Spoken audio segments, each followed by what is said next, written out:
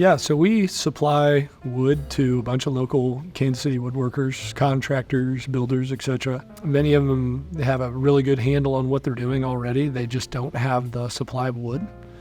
There's a ton of good instructional videos on YouTube and online that basically will walk you step by step through how to build a live edge table. The one thing that people typically either can't do or don't feel like doing is flattening their lumber, especially given the size of the pieces that we're usually selling. So when people are buying a single slab or a book match set or something big, we will typically surface that for them so that they don't have to go home and create a gigantic mess. But we definitely do supply a lot of people with live edge, and they build some great stuff with it.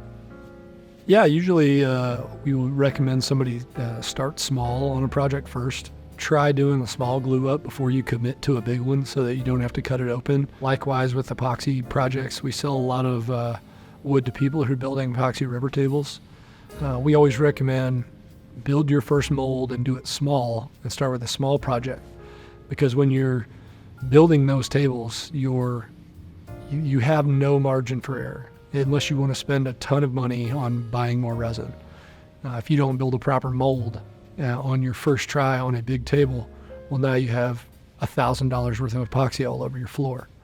One thing we've seen here recently with people bringing us work orders and pieces to machine is they tried to flatten their finished product themselves. So they poured a good sized river table, and they tried to flatten it on a router sled using an improper bit. And if you don't have a good sled made and it's not stable and you're not using the proper equipment, or you're trying to take too much off in a single pass, well, you've done a credible amount of damage to your project.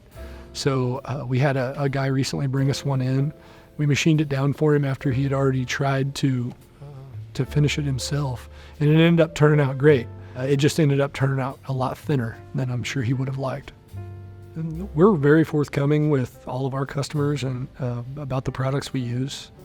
If they're building their own table, sometimes we'll even walk them through the process of, this is how you build a mold. This is the type of finish we recommend. This is what we use. We don't get any kind of money or anything for that. It's not like we have a sponsorship deal, but we'll tell them the kind of inserts that we use to put our table bases in. And we typically try to steer them in the right direction, because if they're going to make the financial investment in building their own piece, we certainly don't want them to mess it up on the first try. After all, this is our customer base. We have repeat customers that come in time and time again, so we try to give them the best advice that we can.